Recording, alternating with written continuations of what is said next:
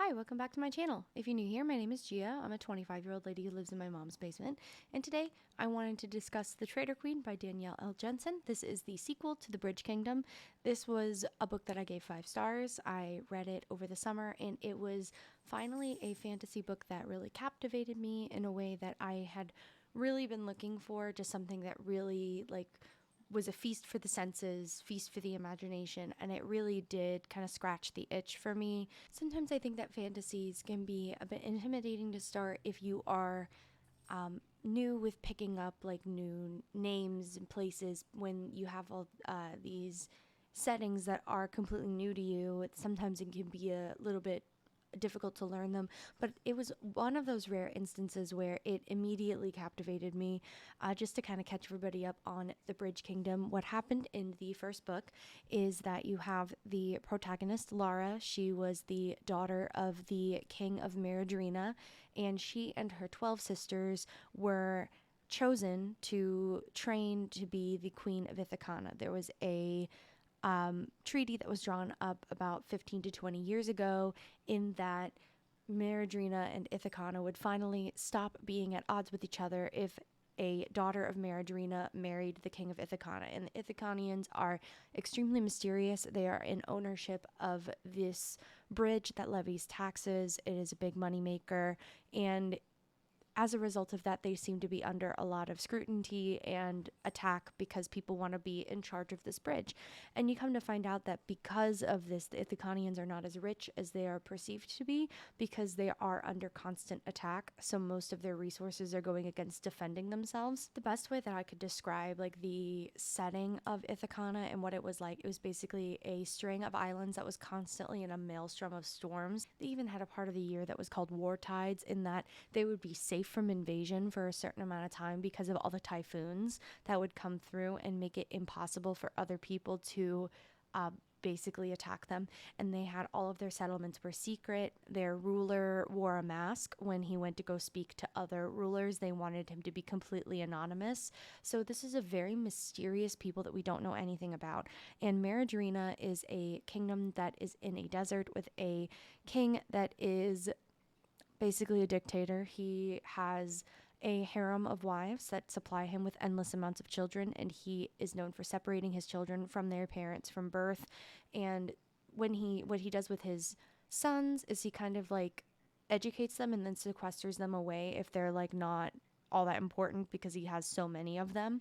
But then all of his daughters are basically sent to assassin school.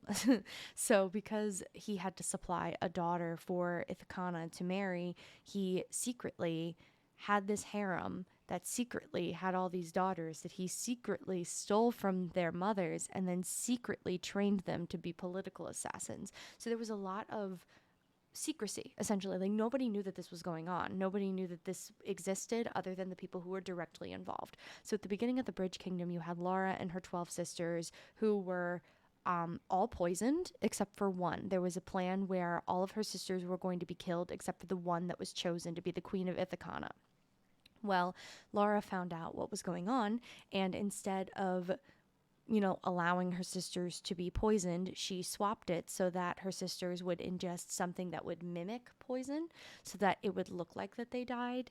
And then they would wake up and there was a note in her favorite sister's pocket that was basically telling them her plan, that like she decided to go against what their father decided, and that she would go forth to be the queen of Ithacana and go forth with his plans because she felt as though she was saving them from that fate, because she was always told that the king of Ithacana was a demon, was evil, was the reason why the Meridrinians were starving. They were in a desert, so they were really reliant on outside trade, and their constant opposition to the Ithacanians put them in a position to where the people were revolting, the people were starving. It was not a very good situation, and her father posited the Ithacanians as the villains by saying that they were unwilling to trade with them. So due to like trade relations or money or the such. So Lara believed that the Ithacanians were the enemy, and she decided to take it upon herself to save her sisters so that she could go do it, believing that she was saving them from the fate. but then also, like, I don't remember if she was doing it for herself. She was trying to save her sisters, but you find out later that most of her sisters did not take to this very well because she didn't explain this plan to them and didn't tell them anything and kept everything under wraps. And the sister who was originally chosen to be the queen is in particular very vengeful. In the first book, The Bridge Kingdom, that sister Marilyn takes revenge on Lara and threatens Aaron's life. Aaron is the king of Ithacana, and Lara is forced to kill her own sister because she poses a threat to her husband. So Lara goes to Ithacana, she marries Aaron, and over time she falls in love with him. And there is a lot of character driven development where Lara is figuring out a lot of this on her own. What I really, really liked about the Bridge Kingdom is that there were a combination of events and like internal monologue that was allowing Lara to change. It wasn't just events, it was also she sat and thought about it. I thought that she was extremely smart. I thought that she was extremely resourceful because nothing bothers me more than a protagonist who's the dumbest bitch alive, who has to have everything told to them. So what I found so refreshing about Lara as a character is that she was able to figure it out on her own, that her father was actually the evil person in question and that the Ithacanians were just defending themselves. So you come to find out that the reason why the Meridrinians are starving is because her father, the king of Meridrina, is using all of their money to buy weapons from the Amerindians, and then this puts them in direct conflict with the Valkadans, which puts them in direct conflict with the Ithacanians and such. So it's like this chain reaction where the Amerindians and the Valkadans don't like each other. So by Meridrinia having trading with them to get their navy and get their weapons, it is only making it worse that nobody can be allied with each other because they're all like going behind each other's back and like getting things from each other. So the Meridrinians are starving on the streets because their ruler is buying all these weapons to basically throw spears at the Ithacanians because they want to get the bridge, but they're hoping that the side effect to the Meridrinians starving is that it will fester their hatred for the Ithacanians because they're being fed this information that the reason why they're starving is because the Ithacanians won't send things to them, that they won't send supplies and they won't send food and they won't send. So it's like this chain reaction of manipulation and lies. And once Lara figures it out, she tries to stop the inevitable from happening, which is the fact that her earlier spying and earlier espionage and shenanigans led to her father finding out a lot of secrets about Ithacana, which up until then was a very secret society. And now the Ithacanians are on the run. A bunch of them have died. They are now sequestered in this very hidden fortress. This city is carved into the mountain, but it's also covered by like this dome of the grotto. So it has only one entrance and one exit, and it is sea facing. And the only way you can get in is if you lift the portcullis or if you somehow blow the whole thing up, which would then destroy it from the inside. So this is a secret base where everybody has gone to, where all of the homes are carved into the mountains. And this was so lively. I wish that I had spent more time there in the story, but because you find out what Lara did in the beginning of The Traitor Queen, everybody hates her. But also as a result of what happened in the last book, Erin has been kidnapped by her father. So she grovels back to the Ithacanians, to Erin's sister, who is engaged or supposed to be engaged to another kingdom's prince that has since been neutral at this point. But she's refused to go because she doesn't want to be a political pawn. Lara goes back to Anna on her knees and is just like, listen, I know what I did was terrible, but let me at least get Erin back. And then I'll go. Like, you don't even have to like threaten to kill me. Like, I'll go willingly because I know what I did was terrible. So you go on this journey of trying to get Erin back. And in order to do this, she enlists the help of people who her father already thought were dead. She goes and finds her sisters. And it's the story of what happened to her sisters I always found to be really interesting. Through her discussions with Erin, we find out that there was originally 20 of the sisters, but at the end there was only 12 or 13. So things happened to the other 7 or 8. Lara says that a couple of them died in accidents, or there was one sister who refused to do some of the more vicious things that they were being trained to do, so they thought that she was killed, outright murdered, because she was refusing to do what she was told. There were some accidents. Somebody ran away. Like there were a few instances where some of the sisters did not make it to the end, which would have been the beginning of the Bridge Kingdom book, when Lara basically fake poisons her 12 sisters at the dinner table. So she goes to go find her sisters because they're the only people who seemed to be able to get ahead of their father and like know how he thinks and know how to get into the city. It's called, I think the city is Vencia is the name of the city. So they infiltrate the city, and then we get a bit of a dual perspective with Aaron, who is being psychologically tortured with dead bodies of Ithacanians. There are a few that we saw from the Bridge Kingdom that were minor characters that pop back up, and they are strewn up and allowed to hang there, and their bodies desiccating in front of his face, because they tried to rescue him and they got frustrated with Lara's like long, for the long haul plan, that they just went to try to get him out by brute force, and it didn't work. So there's another thing about Vencia, is that the palace itself is a labyrinth and nobody knows how to get through it. So you have the Ithacanians, who had an entirely secret country that nobody really knew anything about or knew any of the people. And then you had the palace of Meridrina, also had the same sense of secrecy and labyrinth that nobody could navigate.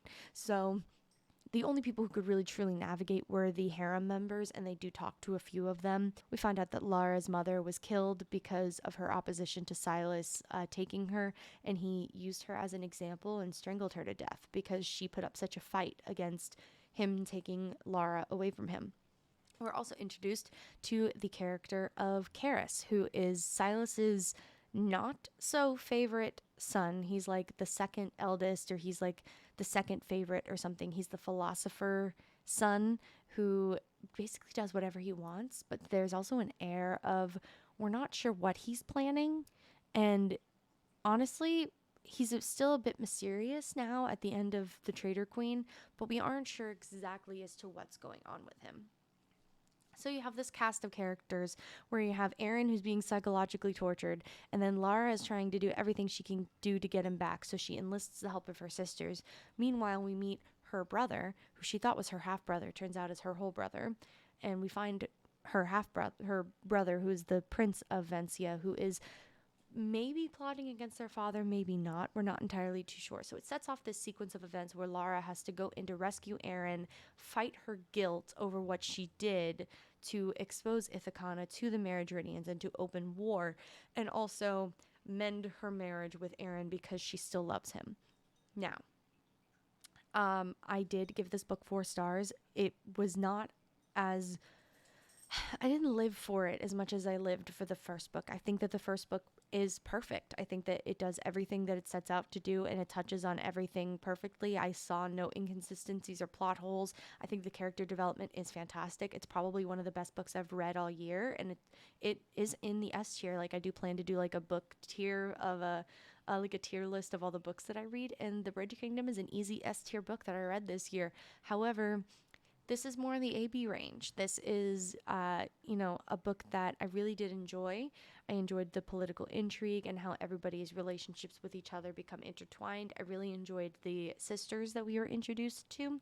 But, and I mentioned this in the reading vlog, I think that what I liked so much about The Bridge Kingdom was the development of the relationship between Lara and Aaron and some of the side characters, but their relationship kind of goes down the toilet at the end. So they go from enemies to lovers to back to enemies again. So now we're doing enemies to lovers again, but this time they have a past. And I think that it just didn't hit as hard as the last time it did. Now, I will admit it was written quite well. The amount of guilt that Lara feels for what she did, also understanding that she was brainwashed. And then you had other people who were trying to tell Aaron, like, take it easy on her a little bit. She was brainwashed. Like, you need to understand that she didn't do anything that she did out of malice, and she's doing her best to overcome those things and to fix the things that she's done because she understands what she did was wrong, despite thinking that it was the right thing to do in the beginning of the last book. So she's coming to terms with the fact that, her own sense of identity is wrapped up in this lie and in this big manipulation, while at the same time trying to overcome the things that she did when she was under the false illusion that that was reality. So she's fighting herself and she's having a lot of self-loathing going on, whereas Aaron is just having this tumultuous, like, fight with himself over whether he should forgive her or not, because he sees that she's trying and he sees that she's making an effort, but then he also, like, steps back and says, but I shouldn't trust her, or I don't trust her. And it's like he's seeing her risk her life and time again attempt to prove herself to him, to the point where she is endangering her life multiple times, and he still struggles within him with the warring voices of, I love her, I should give her another chance, and there are no second chances, I should never forgive her. But then he also says that it was his fault, that he never should have fallen in love with his enemy, and it's like, but she proved to you that she wasn't. So I think that a lot of things discussing Aaron and his fights with himself could have been elaborated on a little bit better. I think that there was enough discussion between the two of them over what she went through, because at one point they end up roaming through the desert, and Lara and him end up at the compound where Lara grew up. It was in the middle of the desert. It was basically a home, a training facility, all in one, and a school all in one, where her sisters were taken. She went to her old bedroom and she sat down and talked to him about the things that she went through. And I wish that, as much as, like, there were discussions about what she went through and what they did to her, I wish she sat down and elaborated further on how she unlearned that behavior, because talking that through is just as important as, what are the things that got you to that point in the beginning. So, yeah, we understand how she got to where she was in the beginning of the Bridge Kingdom, but how did her exposure to the culture and the people of Ithacana change her perception of the things that she was originally taught to unlearn that manipulation? And how did that lead to her gaslighting herself into what is real and what was manipulation?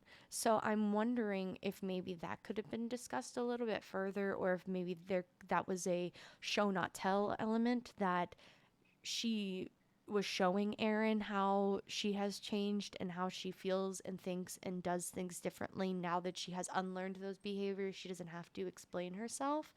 She just has to act on those changes. So that could have been, a maybe bit of a discrepancy where you don't have to explain yourself. I'm just in favor of talking through a topic in length and discussing not just how you got here, but how you changed, and then how you have changed. So it's like a whole, like, 3-step process of before, during, and after. And I think that a lot of books, when it comes to the development of relationships, you have a lot of before, you have a couple of during, you go straight to the after.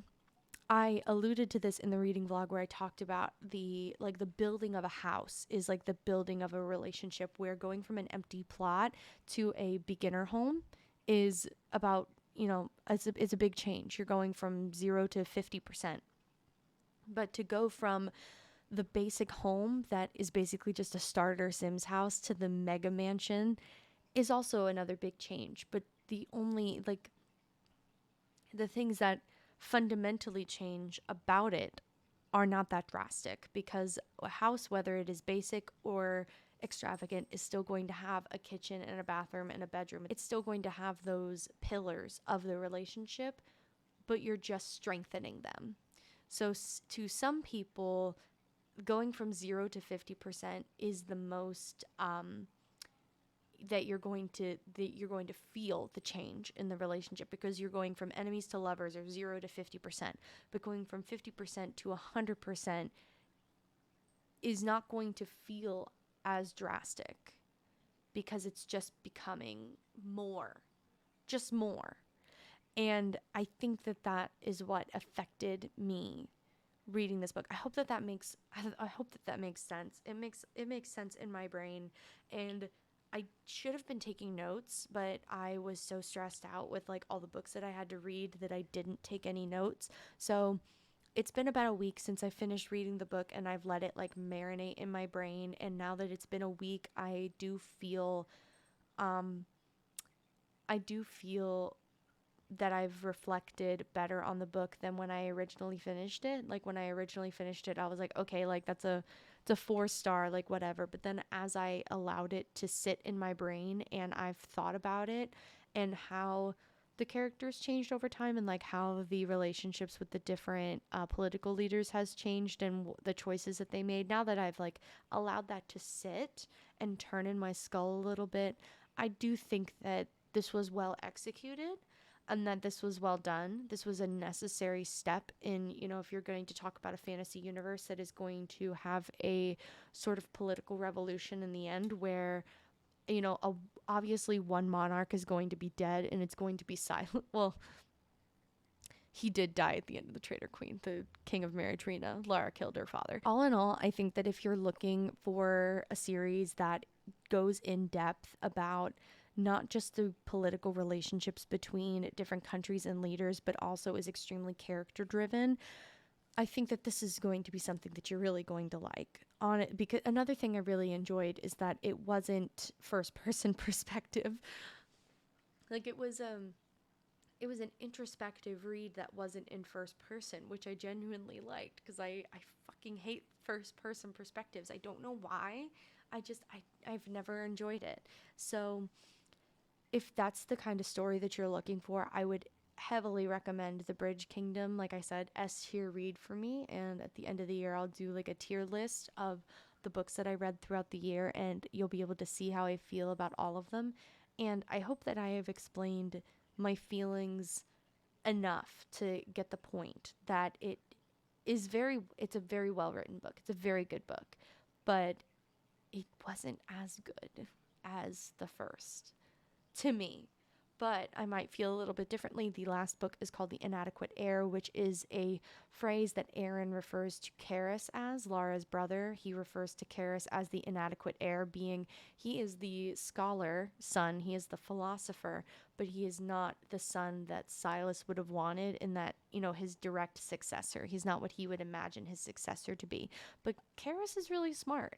Karis has his own things going on behind the scenes where you can't really tell if he's working for or against his father, but he's not outright trying to kill his sisters either. So I'm really curious to know if we are going to get Karis's story in the third book and how that's going to go. But like I said, if any of that interests you, I would pick up the book anyway so that you can experience the enemies to lovers that I experienced. Although I do hope that in the third book, if it's going to be about Karis, I do hope that we do see more of Lara and Aaron. Even, like, I have a feeling a little bit that it's going to be like they've lived happily ever after now and now they have a baby. Like, I could see that happening where it's just like their story ended with the second book and the third book picks up with her brother, which I would honestly, I think that that is kind of brilliant because, like, at the end of the second book, her father is dead. So who's going to pick up as the new ruler? It's not going to be her, obviously, because she's Queen of Ithacana. But, like, if her brother picks up the torch as the next king of Meridrina, if the third book is going to center on his perspective and, like, what he planned and everything, I think that that's kind of ingenious because instead of getting a third book from Lara and Aaron's perspective about her brother's rise to power in the fall of her dad, you're getting it straight from the horse's mouth. So I'm wondering if that's what's going to happen, if that's going to transpire. If so, I think that's a very unique narrative approach to a trilogy, and I am interested and intrigued. So I'm going to go ahead and close it off there and say that The Traitor Queen by Danielle L. Jensen earns a easy, swift 4 stars from me. If you enjoyed hearing me ramble about this book, I post Sequel Saturday videos every now and then of a Saturday. This is the first one we've done in a month because I've been busy, but I hope to do them every other Saturday or every third Saturday, and they will be sequels of books that I wanted to do their own videos about because I was continuing the series. I think that they deserve their own spotlight. So the next sequel Saturday video will be On the Savior's Sister by Jenna Moresi, and I am really excited to dive into that one because The Savior's Champion, which I read way back in February of 2022, was a really good book for me. I really enjoyed it. I do know that that is a controversial statement to say, but it was the first book that I read for fun in a really long time. So maybe it was just, maybe, I might reread it again and go, ooh, actually, that's not as good as I remember it being. So we will see. I'm excited and I'm going to get started on all of that. So remember to drink water and be nice to each other and exude kindness and empathy with everything that you do. And I will see you guys in the next video. Bye.